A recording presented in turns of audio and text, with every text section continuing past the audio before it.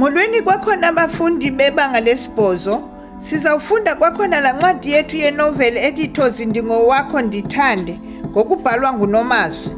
Namhlanje sifunda isahluko sesine.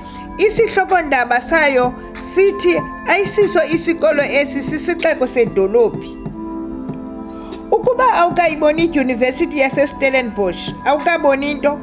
Zikhulu izikolo needyunivesithi, kodwa lowo umzi wemfundo ugqwesile.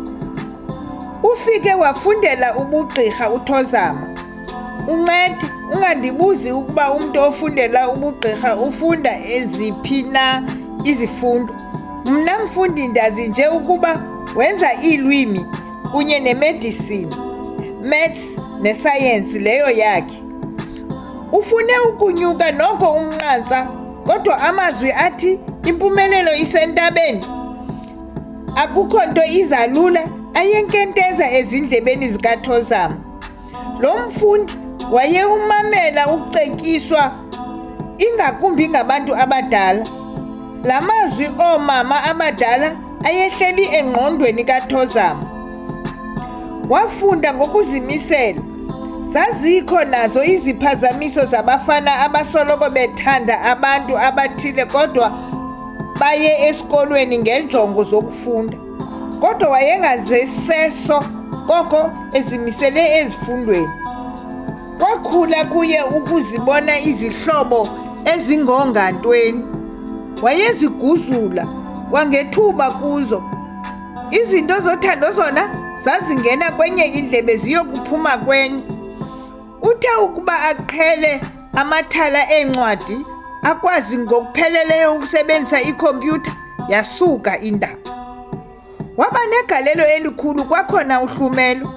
Kaloku wayesithi akucinga, kuba ke andizukuthi akuba nesithukuthezi. Ubesithi akucinga iphethule inqwelo mafutha yakhe ijonge eStellenbosch. Abelundwendwe elihloniphekileyo likaThozama.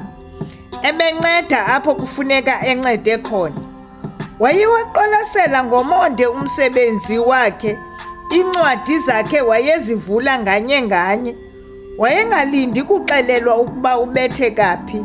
Wayezibonela ngokwakhe. uThozama wayengayazi eyona nto yayibangela inkathalo engaka kutitshala wakhe.